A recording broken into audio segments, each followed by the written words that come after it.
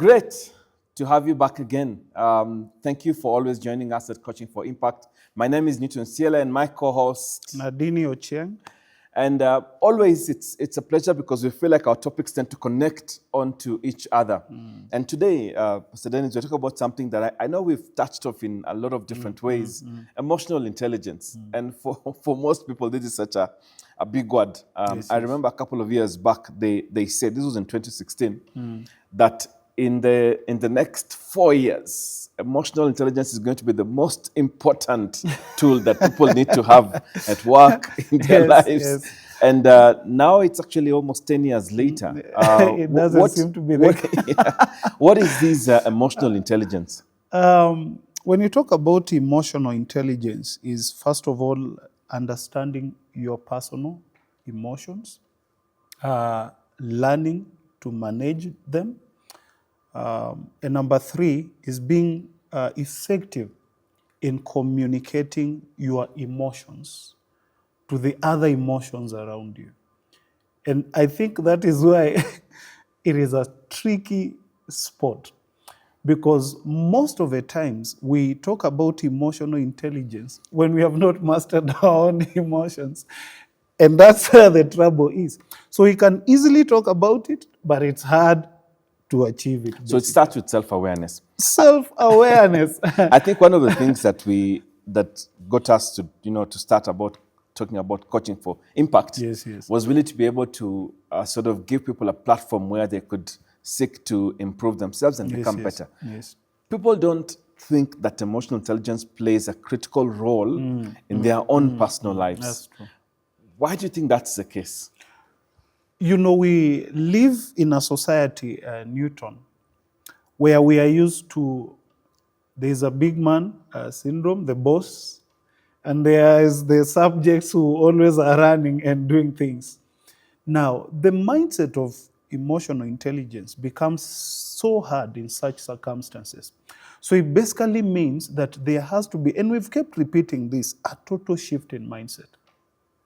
I'll give you an example. We went for training for CBC syllabus.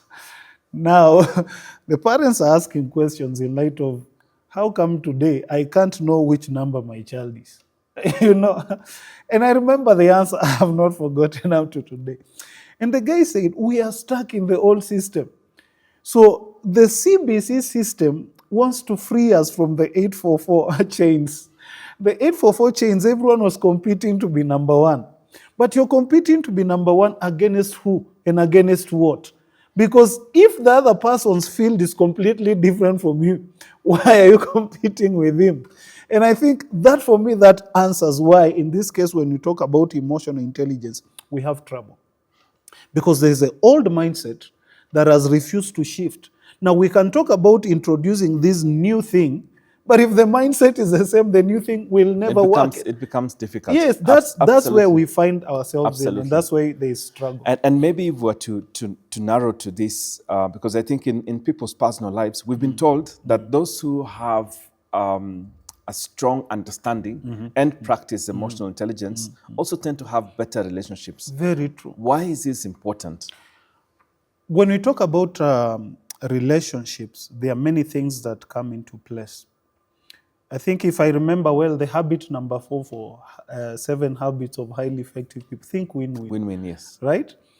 Now, when you think win-win, I know the best outcome should be win-win or no deal. That's what I think he says in his book, right? But look at it this way.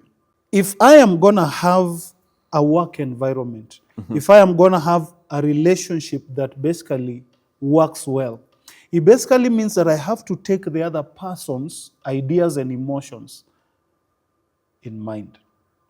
If I want to be the one who is overruling everything they do, then they'll just as well leave it to me, which means if I am the boss and I'm following my immediate report and guiding them in how they do whatever they are doing, and the outcome I'm expecting, I am the one doing the work. So why did I have them in the first place? So when we talk about emotional intelligence, it's about empathy. Now, empathy means I try understand the other person from where they are at, right? First of all. Then number 2, I try look out for the best outcome, a team's outcome, not my personal outcome. I want to take the glory, but the reality is anytime you are relating with people, anytime it's team dynamics, it is no longer about you and what you have And done I will achieved. I'll take it per in this case, and even our audience, for them to understand that the team could actually be in that relationship that you're with. Yes, yes, it yes. could be your spouse, it Yes, could be with yes. your family. But what you're saying is that when you have a high level of emotional intelligence, you're not only aware about your own emotions, but those of others. Yes. And that in everything that you do when it comes to communicating, to decision making, Yes, yes. you do consider the emotions of the other others, people. yes. But it's something that people don't normally differentiate, which is what I say as emotions per se, or feelings and needs, right? Because we say that emotions are those things that, like, for example, if you feel angry at somebody, that's an emotion. But maybe the need you have at that particular time is to be validated, is to be acknowledged, is to be listened to. Very true. And we say that for those people that do not have a high level of EQ, they're not able to differentiate. And so you then sort of hit out at somebody and burst out. So I'm saying that because there are people who find themselves, they get so angry quickly. The way we normally see a car can rev from 0 to 100 kilometers an hour is in seconds. And those So who love speed love that. before they know it, they find Yes, themselves getting so angry and throwing and shouting. It could be in a relationship, it could be in a meeting, and they find themselves shouting. How can this person be able to balance their emotions so that they also get to relate much more better with people? Yes. We talked about self-awareness, Newton. And being self-aware, it basically means I know my flip side, the excesses in my life. I know the times I behave well, basically meaning if I'm the person who's used to winning, people come with different emotions and characteristics in their lives. When you have blamers, we talk about those things. They want to blame someone else. So everything, it's not them. Now, you have all these emotions around you. You have placators who choose, hey, okay, if you want your way, then it's okay. I don't even exist. I'll just observe and see how it goes. Now, if you have these people around you, please remember this, that when you have a team, I think the book we did previously said that your effort comes first before your importance. Yes. That is being a team player. That's how it works. Now, the reality is in this case, Newton, that me as an individual, I have to invest in myself. I have to investigate my life. Am I a proactive person or am I a reactive person? Now, mostly you've talked about anger issues. That's a reactive person because they are reacting to what has happened other than being proactive. In other words, I have already planned my emotions. So when I come in, I don't have to be pushed to be angry. Absolutely. Yeah. And of course, they would struggle. Yeah. The moment you're reactive, the moment you're not aware about your emotions, the moment you're not aware about other people's emotions, you will struggle. That's I think our key message that we are trying to push across to our audience and for those who are listening to us today on the podcast is that please take a moment to evaluate where you are when it comes to your emotional intelligence. Very true. And don't just evaluate, do something about it. There are so many avenues today that you can actually be able to build. It might not just help you in your personal relationships, it might also help you at work. What would be your parting shot to our audience today? My parting shot is you can have speed and run, and that's what we talked about cars. You can have speed and run, but relationships don't run on speed. Relationships run on the fact that you consider other people around you and you are able to build a relationship with them.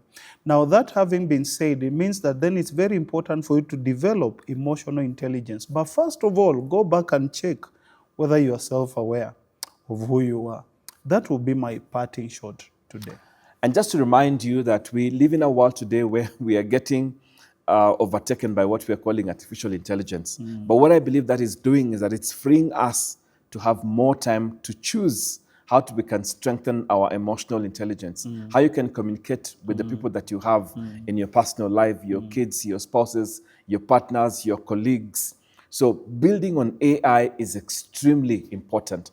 Do something about it, and we look forward to having you join us in our next podcast. Thank you so much, and God bless you. Beautiful.